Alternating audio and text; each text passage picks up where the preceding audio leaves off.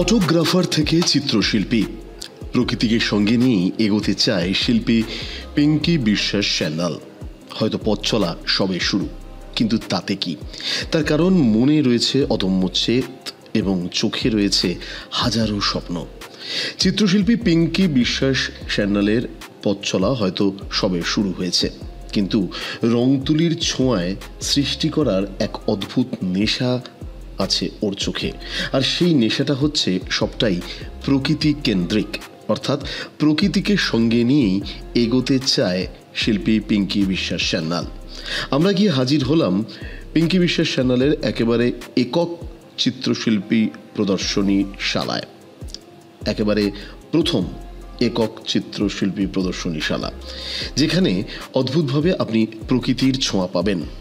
প্রকৃতির সমস্ত বিষয়কেই শিল্পী ফুটিয়ে তুলেছে ওর রং তুলির টানে। অবলীলায় পিঙ্কি বলে চললেন কিভাবে ফটোগ্রাফার থেকে চিত্রশিল্প জগতে আসা এবং আগামী দিনের স্বপ্ন কি, কিভাবে এগোতে চায় এবং এই ছোট্ট পথ চলায় কি কি অ্যাচিভমেন্ট করেছে শিল্পী। শুনুন। সবার প্রথমে আপনাদেরকে নমস্কার জানিয়ে আমি বলছি, সেটা হচ্ছে আমি ছোটোবেলা থেকেই আমার জার্নিটা শুরু। আমি ছোটো থেকেই ছবি আঁকতে খুবই ভালোবাসি।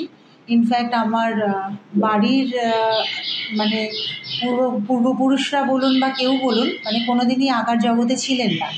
তো জানি না কেন এটা আমার মধ্যে ছিল, বরাবরই একটু উদাসীন টাইপের ছিলাম এবং বরাবরই একটু ছবি আঁকতে ভালোবাসি, ছোটো থেকেই ছবি আঁকি। তো বড় হওয়ার সাথে সাথে এই প্রবণতাটা আরও বেশি বেড়ে যায়, যার ফলে তখন আমি রবীন্দ্রভারতী ইউনিভার্সিটিতে পরীক্ষা দিয়ে ওখানে আমি ভর্তি হই এবং 2002 সালে আমি BVA পাস আউট করি রবীন্দ্রভারতী থেকে। তো খুব অল্প বয়সেই আমার যা হয়, বিয়ে হয়ে যায়। তারপরে সংসারের মধ্যে ঢুকে যাওয়ার ফলে আমি সেরকমভাবে পেন্টিংটা করে উঠতে পারিনি বা নিজে সেরকম কিছু করে উঠতে পারিনি। হ্যাঁ, কিছু টিচার হিসেবে আমি বলতে পারেন কিছু স্টুডেন্টদেরকে আমি একটু আঁকা ঠাকা শিখিয়েছিলাম, ব্যাস এইটুকুনি। আর তারপরে আস্তে আস্তে 2015-তে আমি ভাবলাম, যখন আমার মেয়ে অনেকটা বড় হয়ে গিয়েছে, তো তখন ভাবলাম যে ঠিক আছে, এবার কিছু একটা করা যাক। হ্যাঁ, নিজের জন্য। এতদিন তো সংসারের জন্য করেছি, এবার নিজের জন্য কিছু একটা করব। তো তখন আমি ফটোগ্রাফিটা শুরু করি। পেন্টিংয়েরই একটা ন্যাচারাল এক্সটেনশন এই ফটোগ্রাফিটা বলতে পারেন। তো যার ফলে আমি ফটোগ্রাফিটা শুরু করছি তখন, এবং ফটোগ্রাফিতে আমি মোটামুটি ধীরে ধীরে খুব অল্প দিনেই কিন্তু আমি অনেক কিছুই অ্যাচিভ করি। মানে বেশ নামডাকও হয়, বিভিন্ন জায়গায় আমি কম্পিটিশনে ছবি দিয়েছি, সবাই পরিচিতিও পেয়েছি এবং ছবি তুলতে, কোথাও যেতে আমার খুব ভালো লাগতো। সেখানে নিজেকে অনেক বেশি কানেক্ট করতে পারতাম। ছবি তোলার সবথেকে ভালো জায়গা যেটা বলতে পারেন বেনারস আমাকে খুব অ্যাট্রাক্ট করতো। ফটো তোলা থেকে এই একেবারে চিত্রশিল্পে চলে আসা, হ্যাঁ, এবং এই এখন যে এক্সিবিশন চলছে আপনার একদম মানে একক এক্সিবিশন, সেখানেও একটা অদ্ভুতভাবে আপনি প্রকৃতির ছোঁয়া, কেন মানে, এবং এখানে প্রকৃতির ছোঁয়ায় কি বিশেষত্ব তুলে ধরলেন? প্রকৃতি আমাকে বরাবরই অ্যাট্রাক্ট করে, আরও বেশি অ্যাট্রাক্ট করে অ্যাকচুয়ালি আমাদের একটা নর্থ বেঙ্গলে আমরা প্রায়ই ঘুরতে যাই। ওখানের যে অ্যাম্বিয়েন্স, ওই পাখির ডাক, তারপরে বৃষ্টির শব্দ, ঝিঝি পোকার ডাক, এইগুলো আমাকে খুব টানে আর কি। আর যেহেতু আমি নিজেও খুব একটু ইন্ট্রোভার্ট টাইপের এবং কম কথা বলি, একটু কুল কাম জায়গাতে থাকতে ভালোবাসি, যার ফলে নর্থ বেঙ্গলের থেকে ইন্সপায়ার হয়ে কিছুটা বলতে পারেন আমি এই প্রকৃতিপ্রেমী আরও বেশি হয়ে উঠতে শুরু করি এবং তার ফলে এগুলোই আমি আমার তুলির টানে আমি সাজিয়ে তুলেছি। এখানে একদিকে মাছ, একদিকে ফল এবং একদিকে একটা অদ্ভুত সবুজের টাচ এখানে পাচ্ছে। এখানে কি কি মানে এলিমেন্টস রয়েছে? হ্যাঁ, আমি গাছ আমার ভীষণ প্রিয়। নেচারের মধ্যে গাছ, পাখি আমার ভীষণ প্রিয়। সেইগুলোকে আমি ছবি আঁকার মাধ্যমে তুলে ধরেছি আর কি। তো এটাই আর কি। প্রথম একক প্রচেষ্টায় এই আর্ট এক্সিবিশন, সেক্ষেত্রে যারা এই ধরনের পেশা, ধরুন আপনার মতো ফটোগ্রাফি থেকে অনেকে তো আঁকতে ভালোবাসে, তো যারা এই ধরনের শিল্পে আসতে চায় কি সাজেস্ট করছে, কিভাবে তাদের রুটটা ঠিক করা উচিত? দেখুন, এটা পুরোটাই তাদের নিজস্ব ব্যক্তিগত ব্যাপার। আমি একজন স্বাধীন চেতা আর্টিস্ট হিসেবে আমি কখনোই কারোর ঘাড়ের উপরে চাপিয়ে দেবো না যে তুমি এইভাবে ড্রয়িং করো, তুমি ওইভাবে ছবি আঁকো। এটা তাদের পুরোপুরি নিজস্ব ব্যক্তিগত চয়েস। আমার ব্যক্তিগত চয়েস, আমি একটু এই ইলাস্ট্রেটিভ কাজ, হ্যাঁ, বা একটু ছোটো ছোটো টুকরো টুকরো কোলাজিং করা কাজ আমি একটু বেশি পছন্দ করি, রাদার দ্যান একটা ফ্রেমের মধ্যে আমি যেভাবে আঁকছি বা গতানুগতিক ধরনের যে ছবিগুলো এতদিন পর্যন্ত হয়ে এসছে বা বিভিন্ন প্রদর্শনীতে আমি এতদিন পর্যন্ত যে ছবিগুলো দেখে এসেছি, ম্যাক্সিমামই কিন্তু একটা ফ্রেমের মধ্যে কাজই আমি দেখে এসেছি। কিন্তু কোলাজিং করে, স্পেস ডিভিশন করে এই যে ছবির যে স্টাইলটা, এটা আমার পুরোপুরি নিজস্ব এবং আমি আমার স্টাইলেই এগিয়ে যেতে চাই এখনও পর্যন্ত। ভবিষ্যতে কী করব আমার জানা নেই। আর অন্যদেরকে আমি বলবো না যে তুমি এটা করো সেটা করো, এটা পুরোপুরি তাদের নিজস্ব ব্যক্তিগত ব্যাপার। অদ্ভুতভাবে আপনার এই আঁকা ছবিগুলো যদি দূর থেকে দেখি তাহলে মনে হচ্ছে সেখানে একটা অদ্ভুত সুতোর কাজ রয়েছে, একটা স্টিচের কাজ রয়েছে। এইটা দূর থেকে দেখেন এরকম, মানে আমি বলতে চাইছি এরকম বিশেষত্বটা কি, কিন্তু সামনে গেলে বোঝা যাচ্ছে এখানে রং তুলির চাপ। হ্যাঁ, অ্যাকচুয়ালি এটা কিছুটা আমার মা অ্যাকচুয়ালি খুব সেলাই করতে ভালোবাসেন। তো মা কাঁথা স্টিচ বা কাঁথা আমাদের ছোট থেকে আমরা যত মানে চাদর গায়ে দিয়েছি এই শীতকালে বলুন বা হালকা ঠান্ডাতে বলুন, তো সবই আমরা কাঁথা গায়ে দিয়েই ছোট থেকে বড় হয়েছি।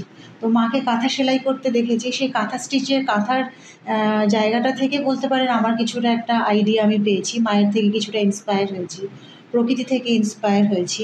প্লাস আমার এই ছোটো ছোটো মিনিয়েচার কাজ আমার খুব ভালো লাগে, যে ছোটো ছোটো স্ট্রোক দিয়ে দিয়ে দিয়ে দিয়ে কাজ করব, এই জিনিসটা আমার খুব ভালো লাগে, যার জন্যই আমি করেছি। আর এখানে আনুমানিক কটা এরকম?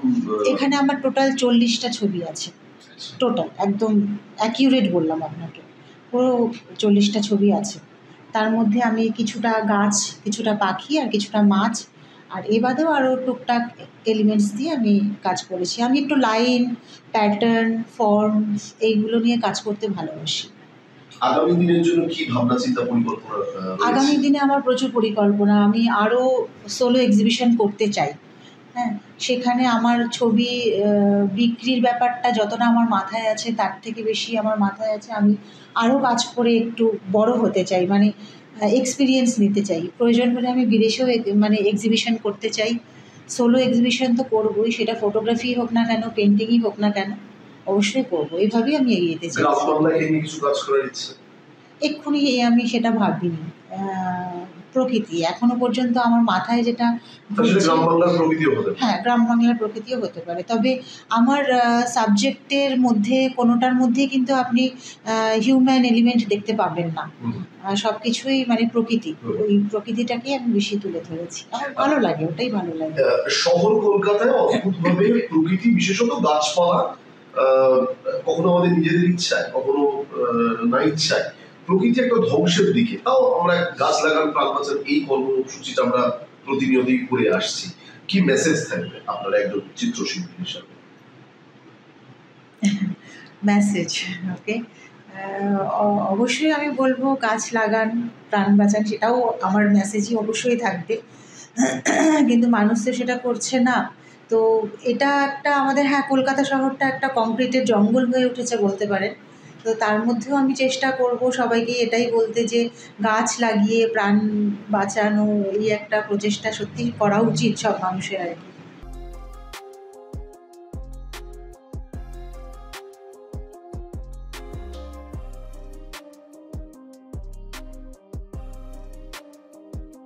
ফটোগ্রাফি থেকে চিত্রশিল্পে আসা, সেক্ষেত্রে এই জার্নিটা কি কি অ্যাচিভমেন্ট হলো যেটা আপনার একেবারে মন ছুঁয়ে গেছে? আমি কিন্তু একদম ডিরেক্ট ফটোগ্রাফি থেকে চিত্রশিল্পী কখনোই হইনি। আমার প্রথম ভালোবাসা যদি বলতে চান তাহলে কিন্তু চিত্রটাই হচ্ছে, মানে পেন্টিংটাই আমার প্রথম ভালোবাসা। তারপরে মাঝখানে আমি ফটোগ্রাফি করেছি বেশ কিছুদিন, কারণ ছবি আঁকার জন্য যেই জায়গা বা সময় বা যে কনসেন্ট্রেশনটা প্রয়োজন হয় সেটা আমার সুযোগ হয়ে ওঠেনি, যার ফলেই কিন্তু আমি মানে ছবি আঁকা থেকে অনেকটা দিনই বিরত ছিলাম। তো আমার এখন আমার মনে হয়েছে যে না, নিজের জন্য কিছু করা উচিত, তাই আমি আবার মানে এই পেন্টিং জগতে ফিরে এসেছি এবং মানে ছবি আঁকতে শুরু করেছি। তো এটাই কিন্তু আমার প্রথম ভালোবাসা, তারপরে ফটোগ্রাফি, আবার পেন্টিং, এবং ভবিষ্যতেও আমি এটাই করব। মানে কখনো ফটোগ্রাফি, কখনো পেন্টিং, দুটো প্যারালালি চালানো তো একটু মুশকিল হয়, তো আমি দুটোই চেষ্টা করব যে ব্যাক টু ব্যাক যাতে করা যায় আর কি। অ্যাচিভমেন্ট বলতে গেলে আমি ফটোগ্রাফিতে আমার প্রচুর অ্যাচিভমেন্ট রয়েছে, পেন্টিংয়ে সেরকমভাবে কিছু না থাকলেও সবাই ছবি আসছে, দেখছে, সবাই প্রশংসা করছে, এটাও আমার কাছে একটা বিশাল বড় অ্যাচিভমেন্ট। তো আমার এক্সিবিশনে, এই ফটোগ্রাফির একক এক্সিবিশনে তাপস স্যার এসেছিলেন, তাপস কোনার স্যার, উনি এসে খুব ভালোভাবে প্রশংসা করে গিয়েছেন, সেটাও আমার কাছে একটা বিশাল পাওনা। এবং বিশ্বজিৎ স্যার এসেছিলেন, সুরজিৎ স্যার এসেছিলেন, বাপ্পা ভৌমিক এসেছিলেন। বাপ্পা ভৌমিকদার কাছে আমি স্পেশালি অনেকভাবে কৃতজ্ঞ। বাপ্পাদা আমাকে প্রচুরভাবে হেল্প করেছে এই একক প্রদর্শনীটা করার জন্য।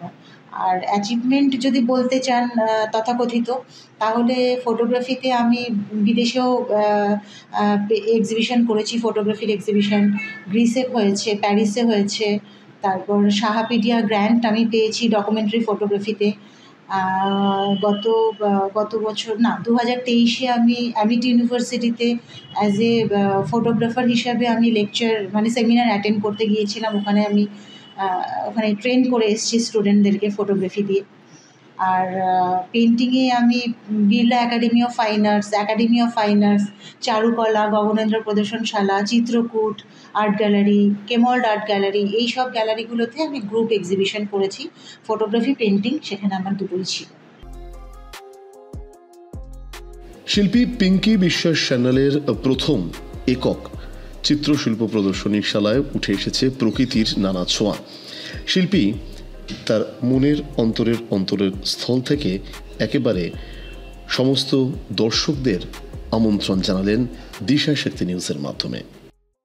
নমস্কার, আমি পিঙ্কি বিশ্বাস সান্যাল।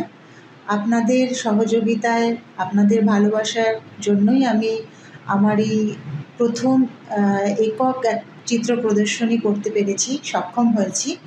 আপনারা আমার সাথে থাকুন, আমি যাতে ভবিষ্যতে আরও কাজ করে এগিয়ে যেতে পারি, সেটা আমার ফটোগ্রাফি হোক না কেন, সেটা আমার চিত্র প্রদর্শনী হোক না কেন, যাতে আমি প্রকৃতি নিয়ে কাজ করতে পারি, সেটার জন্য আপনারা আমার পাশে থাকবেন। আপনাদের আশীর্বাদ আমাকে কাজ করার জন্য আরও এগিয়ে নিয়ে যাবে।